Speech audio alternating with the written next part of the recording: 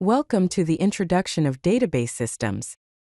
In this comprehensive overview, we will delve into the history and importance of database management systems, also known as DBMS. Get ready to explore how these systems have revolutionized the way we store, manage, and access data. So, what exactly is a database? At its core, a database is a structured collection of data. This data is organized and stored in a specific manner, allowing for efficient retrieval, manipulation, and overall management. Think of it as an organized repository of information that supports various storage and retrieval operations, maintains data integrity and consistency, and enables multiple users to access data concurrently. Now, let us talk about the Database Management System, or DBMS. It is the software that empowers users to define, create, maintain, and control access to databases. The core functions of a DBMS includes data definition and organization, data manipulation and retrieval, security and access control, data integrity and consistency, and performance optimization. Popular examples of DBMS are MySQL, PostgreSQL, Oracle SQL Server, MongoDB, Redis SQLite, and Cassandra. Let's take a step back and look at the evolution of database systems. In the 1960s, we had file-based systems, where data was stored in separate files with significant redundancy and limited data sharing capabilities. The 1970s marked the beginning of relational databases with the introduction of SQL and Relational model by E.F. Codd at IBM, which organized data in tables with relationships.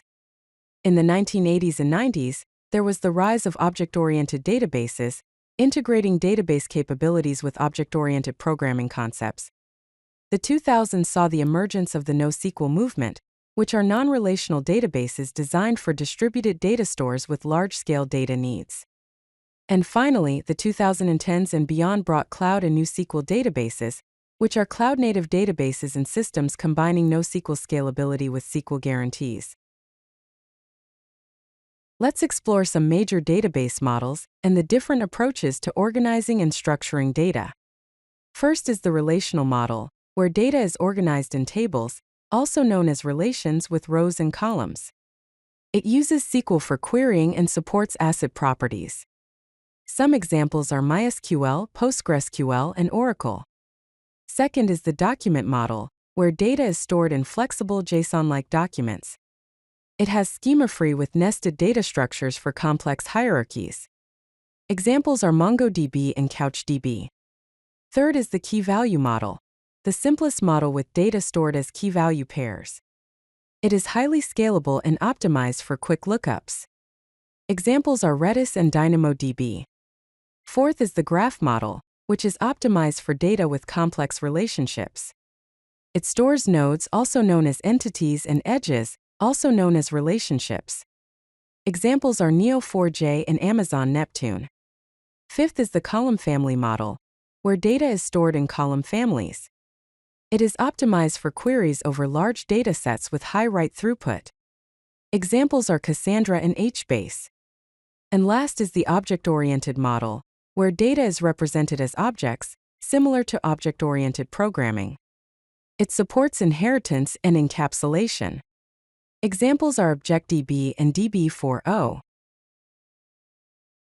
Let's delve into relational database fundamentals. The relational model organizes data into tables with rows and columns, establishing relationships between entities through keys. A table is a collection of related data organized in rows and columns, which is also called relation. A row is a single record or instance in a table, also called tuple. A column is a specific attribute or field in a table, also called attribute. A primary key is the unique identifier for each record in a table. And a foreign key is a field that links to a primary key in another table. Here is an example of students table with the attribute student ID, first name, last name, and major ID. The student ID is the primary key, and the major ID is the foreign key. Let's discuss some key database concepts and essential principles that ensure database reliability and performance. First, we have the ACID properties. It is a set of properties that guarantee database transactions are processed reliably.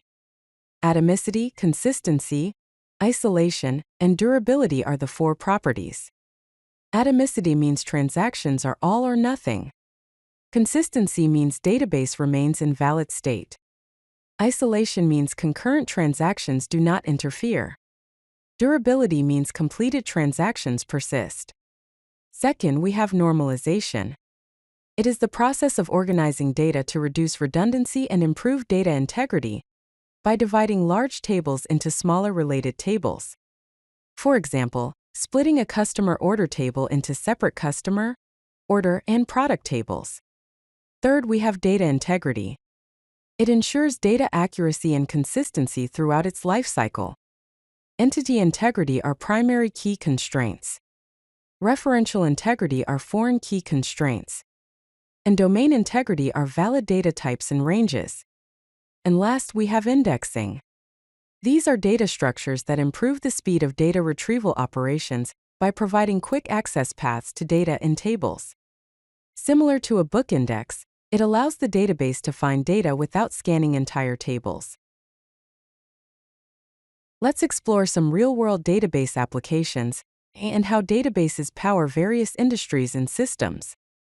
First, we have banking and finance, where databases are used for transaction processing, account management, fraud detection, and regulatory compliance.